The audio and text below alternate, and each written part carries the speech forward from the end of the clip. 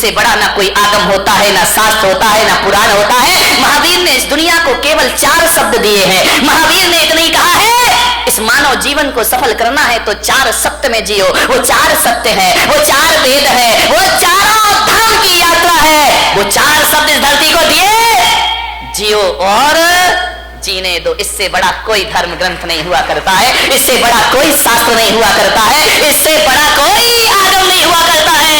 न वेद है, न पुराण है, न कुरान है। 4 शब्द में उन्होंने अपनी पूरी देशना को समाहित कर दिया। 4 शब्द में पूरे दर्शन को रख दिया भगवान महावीर ने। ऐसे दार्शनिक हुए, उन्हें ज्यादा बोलने की जरूरत नहीं पड़ी।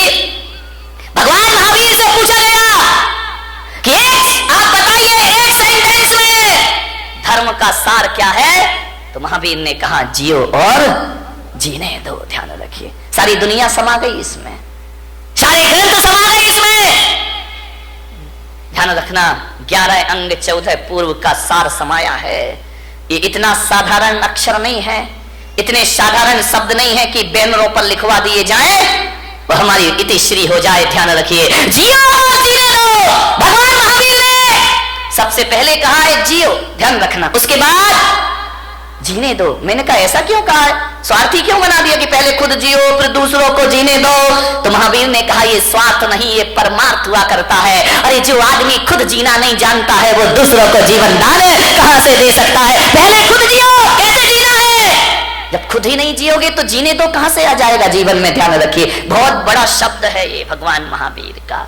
धर्मनिरपेक्ष है, सार्वजनिक है, यूनिवर्सल है। हिंदू हो, मुसलमान हो, सिख हो, ईसाई हो। कल एक सांसद महोदय मेरे पास आए, उन्होंने कहा महाराज भगवान महावीर पर कोई ऐसी पुस्तक है जो सरल शब्दों में लिखी गई हो। मैंने कहा पुस्तकें तो बहुत हैं, समझने वाला चाहिए। बोले नहीं, बिल्कुल सरल, बिल्कुल सरल। तो मैंने कहा महावीर को पढ़ने के लिए पोथियों की पढ़ने की जरूरत नहीं हुआ करती है, महावीर को समझने के लिए ग्रंथों की जरूरत नहीं हुआ करती है। मैंने कहा मेरे महावीर का स्वरूप देख लीजिए, इससे बड़ा कोई शास्त्र नहीं हुआ करता है, इससे बड़ा कोई उपदेश नहीं हुआ करता है। और महावीर का यदि सबसे बड़ा कोई ग्रंथ है तो जियो और जीने, इससे बड़ा कोई ग्रंथ नहीं। ध्यान रखना, चाइना हथियारों का आविष्कार कर रहा है, पाकिस्तान अणु बम की धमकी दे रहा है, अमेरिका दादागिरी दिखा रहा है, भारत में भी हथियारों की होड़ लगी है। मालूम है किस लिए, कि अमन चैन की स्थापना हो। लेकिन इन्हें कौन समझाए। मैं पुलक सागर कहता हूं कि विश्व में अमन चैन जब भी आएगा, आज नहीं तो कल, कल नहीं तो परसों, सारी दुनिया को महावीर के झंडे के नीचे आना ही पड़ेगा, महावीर के सिद्धांतों को अपनाना ही पड़ेगा, महावीर के उपदेशों को स्वीकार करना पड़ेगा। यदि चाइना सोच ले जियो और जीने दो, पाकिस्तान सोच ले जियो और जीने दो, भारत सोच ले जियो और जीने दो, तो क्या करोगे हथियारों का मेरे भाई, क्या करोगे इन शस्त्रों का। क्या करेगा आदमी शक्ति संपन्न होकर के, जियो और जीने दो। जैन कुल में पैदा होके इन शब्द की महिमा नहीं समझ में आई, बहुत बड़ी ताकत है। जब घर में झगड़े हो, विवाद हो, लड़ाई हो, एक ही सूत्र अपनाना, जियो और, वहां हमारी समस्या महत्वपूर्ण हो जाती है, सूत्र महत्वपूर्ण नहीं होता है। सूत्र को महत्वपूर्ण कर लो, रातों रात घर के झगड़े समाप्त हो जाएंगे मेरे भाई। समाज में विवाद हो जाए, भाई भाई में विवाद हो जाए, परिवार में झगड़े हो जाए, कोई कितनी भी बड़ी गलती कर दे, कितना भी बड़ा अपराध कर दे, आदमी एक सूत्र जुबान पर ले आए, जियो और जीने। क्या अपराधियों को जीने का हक नहीं है इस धरती पर? उन्हें भी जीने का हक है मेरे भाई, पापियों को भी जीने का हक है। महावीर जैसी दृष्टि, महावीर जैसा सोच। और मैं आपसे निवेदन करता हूं कि महावीर के इस देश में, महावीर के समाज में, महावीर के इस पंथ में आत्महत्या करना महावीर का सबसे बड़ा अपमान है मेरे भाई। इससे बड़ी कायरता दुनिया में कोई दूसरी नहीं हुआ करती है। आत्महत्या के विचार कभी मत बनाओ, विचार बनाना भी पाप है। मरने के पहले क्यों मर जाते हो? ध्यान रखिए, जिंदगी में जीने की भावना रखिए। मरने में रखा क्या है? कौन सी बहादुरी मेरे भाई मरने में? कौन सा बड़ा मेहनत करना पड़ता है। 2-4 भक्त मेरे पास आए, बोले महाराज हम आपके शिष्य हैं। तो मैंने कहा अच्छी बात है भाई, क्या करें? बोले हम आपके भक्त हैं। तो मैंने कहा ठीक है। बोले आप आदेश करो मैंने कहा क्या आदेश करूं? बोले जो आप कहोगे वो काम हो जाएगा। मैंने कहा तू मेरा शिष्य बन के क्या करेगा? बोले आपके लिए अपनी जान दे दूंगा, सब कुछ अर्पित है आपके लिए, तन अर्पित है, मन अर्पित है, जीवन अर्पित है। मैंने कहा जीवन नहीं चाहिए मुझे, तन नहीं चाहिए मुझे, मन नहीं चाहिए मुझे। तो बोले महाराज आपको क्या चाहिए? मैंने कहा मैं अपने भक्तों में ऐसे भक्तों को, ऐसे लोगों को मैं अपना भक्त नहीं बनाता हूं जो मेरे लिए जान देने को तैयार है। अरे मेरे लिए मरने को तैयार मत रहो। सच्चा भक्त यदि मुझ पे मर जाएगा तो वो सच्चा भक्त नहीं होगा। अरे महावीर भगवान को मरने वालों की जरूरत नहीं, महावीर भगवान को तो जीने वालों की जरूरत हुआ करती है। धर्म के नाम पर जियो मेरे भाई, धर्म के नाम पर मरो मत। महावीर ने नहीं कहा कि धर्म के नाम पर मरना, महावीर ने तो कहा है धर्म के नाम पर जीना। मरना कोई बहादुरी का काम नहीं है, 2-5 मिनट का काम है। एक फंदा लगाया, आंखें बंद की, 2 मिनट में जिंदगी खत्म। एक बंदूक लगाई, जिंदगी खत्म। गला घोट लिया, जिंदगी खत्म। मरना कौन सी बहादुरी है? मरने में टाइम कितना लगता है? 1 मिनट, 2 मिनट, 5 मिनट। मिट्टी का तेल डाला, आग लगाई, मर गए। ये कोई बहुत बहादुरी का काम नहीं है। मरने में 2 मिनट लगते हैं, मगर जीने में 100 साल की जिंदगी लग जाया करती है मेरे भाई। जीना बहादुरों का काम हुआ करता है, संघर्षों में जूझना बहादुरों का काम हुआ करता है, विपरीत परिस्थितियों में जीना ये बहादुरों का काम हुआ करता है। ध्यान रखिए मान्यवर, मुझे याद आ रहा है वह व्यक्तित्व जिसने कई बार हार मानने के बाद भी जिंदगी से हार नहीं मानी। ध्यान रखिए, इतने जल्दी जिंदगी से हार जाते हो, आत्महत्या कर लेते हो। नहीं मान्यवर, आपसे मेरा निवेदन है, जिन लोगों ने आत्महत्या की है ना, कभी उनकी कब्रों पे जाके पूछना, कभी उनकी चिताओं में जाके पूछना, जो मर गए हैं उनसे पूछना कि बताओ मेरे भाई तुम्हें कैसा लग रहा है। यदि सुन सको, तुम्हारे कान में ताकत होगी तो भीतर से आवाज आएगी कि जो गलती मैंने कर ली है, ऐ भले मानस ये गलती तू अपनी जिंदगी में दोबारा कभी मत करना। अपनी जिंदगी को पूरी तरह से जीना, भाव हिंसा मत करना, आत्महत्या के भाव मत बनाना। महिलाओं से खासकर निवेदन है, सबसे ज्यादा आत्महत्याएं महिलाएं किया करती हैं, सहन शक्ति से बाहर हो जाता है। आत्महत्या के भाव मत बना। ये तो बात बात पे बनाती हैं आत्महत्या के भाव। पति ने काम नहीं सुना, सुनो जी तुमने ये नहीं किया, मैं मर जाऊंगी। अरे उसने काम नहीं किया, तुम मर जाओगी, सड़े से काम में मर जाओगी। मरो मत।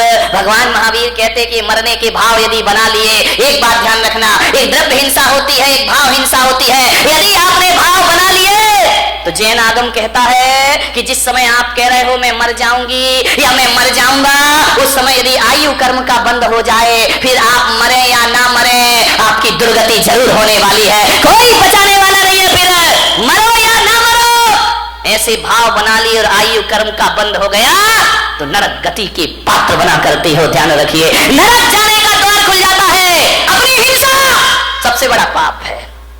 आत्महत्या के भाव से आयु का बंद हो जाए तो नरक मिला करता है। अति संक्लेश भाव ते मरो, घोर शुभ्र सागर में पड़ो, नरकों की जिंदगी हो जाएगी।